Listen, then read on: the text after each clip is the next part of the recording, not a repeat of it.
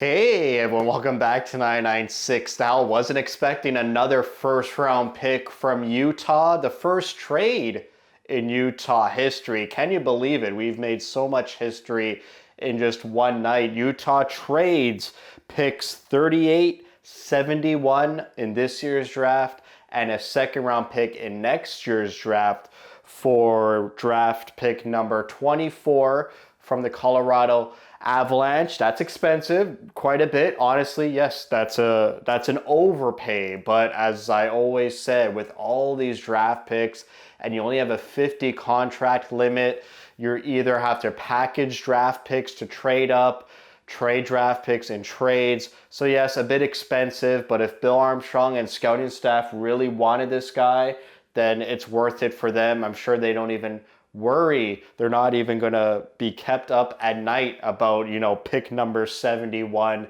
and that they should have held on to it. So with pick number 24, their second pick in the first round in this year's draft, they pick Cole Beaudoin, who's from the Ontario Hockey League. So the immediate video I just finished recording and publishing, I said Bill Armstrong doesn't usually draft from the Ontario Hockey League. Here we go. He drafts Beaudoin from the Barrie Colts. He's listed as a centerman. Now with draft picks, when they're listed as centerman and they're not like the first 15 in the draft, maybe sometimes they move over to the wing, but some scouts say he's slotted to be a great third line NHL winger. 6'2", 209 pounds. It's the Bill Armstrong special right here. Huge body, plays that physical, aggressive game that we all know Bill Armstrong loves, which is probably why they targeted him and circled his name and why they wanted to trade up to get him.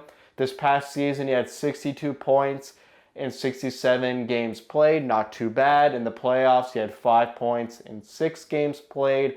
Last season, 20 points in 63 games played. So even like Iginla, you could see these young men just explode in their draft year to become first round draft pick nominations. He was also a teammate of Iginla's at the under 18 championships for Team Canada, where they did win gold. So he's got familiarity with Iginla already, and I'm sure and hopefully he'll be like Iginla on the World Junior Championships for Team Canada this December. He's got that high motor, high energy, incredibly high compete level type of style. He's got a great two-way game. A lot of scouts were saying his two-way game is already NHL standard. So what you can say about him is, and other scouts have said as well, he's got a very high floor but a low ceiling. It's like a safe pick. It's like, honestly, this guy's going to make the NHL, but be a fourth, third line winger for sure. That top six potential is probably not there. Whereas for Iginla, there's a lot of top six potential and will probably take Nick Schmaltz's spot once we move on from Nick Schmaltz, maybe in 2 years. Maybe we hold on to him. But that spot, that, top two wing positions will probably be taken by Iginla. For Beaudoin, probably a bottom six, but a great bottom six, maybe a really good third line player. He's honest, reliable, responsible. He doesn't cheat hockey. Scouts say late in the game, he still provides that energy throughout the game. Where other players may get tired late in the third period, he's always going. He's got that motor spirit, like I just said about Iginla and Connor Garland. He's a big, huge body with that extra energy as well. That big body, big frame doesn't slow him down at all in terms of like compete, not in terms of skating. He's aggressive, relentless on the puck, always crashing the net, causing chaos around the net.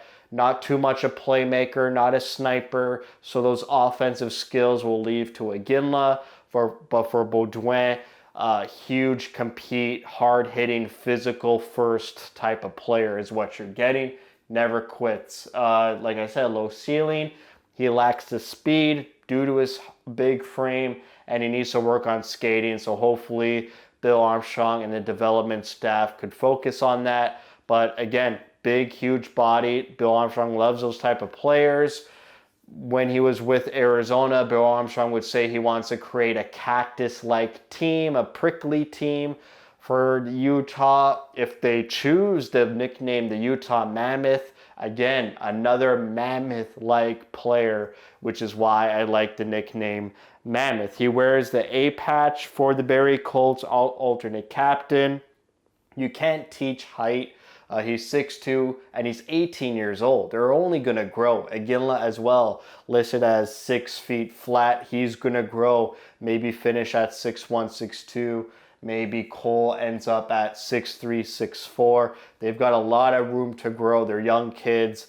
And excited that Bill Armstrong keeps injecting these high competitiveness type of hockey players that aren't going to quit. Sure, Cooley and Gunther and Keller are probably going to carry the load of that flashy high-end skill, but to surround them and have a full team of players who work hard, pay attention to the details, that's going to win you the cup. It might be boring, hopefully not too boring like the Kings or playing a trap game. I'm not saying that, but not as flashy and high-end, because usually that doesn't win you cups. Like we saw with Florida, a very deep, a very smart team. They play the right way consistently, and that's what got him to win the cup.